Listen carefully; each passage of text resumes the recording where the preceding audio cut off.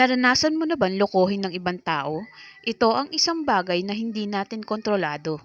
Kadalasan, sa sobrang tiwala natin sa tao, ay naaabuso ang ating mga kalagayan.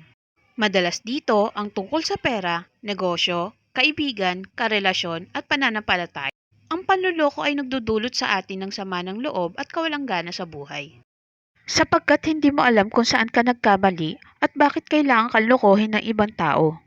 Ito ay isang realidad ng buhay na hindi natin kayang baguhin at may mga tao talaga tayong makakasalamuha na hindi tapat sa atin.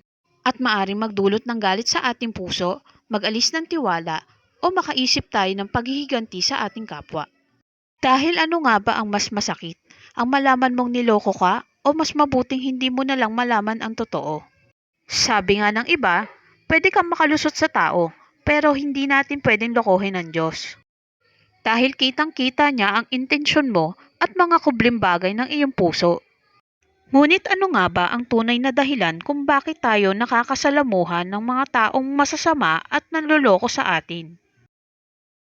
Sabi sa Biblia sa Pilipos 2:15, upang kayo'y maging walang sala at walang malay, mga anak ng Diyos na walang dungis sa gitna ng isang lahing liko at masama, na sa gitna nila'y lumiliwanag kayong tulad sa mga ilaw sa sanlibutan,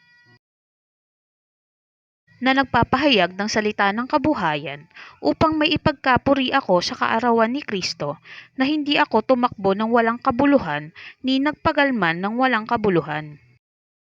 Ibig sabihin, ginagawa tayong halimbawa ng Diyos dun sa mga taong masasama na nasasalubong natin sa buhay para mahikayat natin silang magpakabuti, sumama rin sa Diyos at maniwala rin sa Diyos.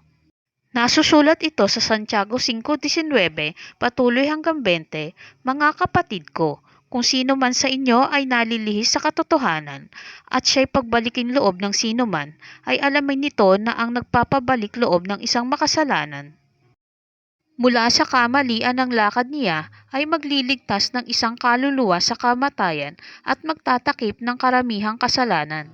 Ibig sabihin, para tayong ginagawang tagapagligtas ng taong masama para makapagpakita tayo ng mabuting halimbawa sa masama.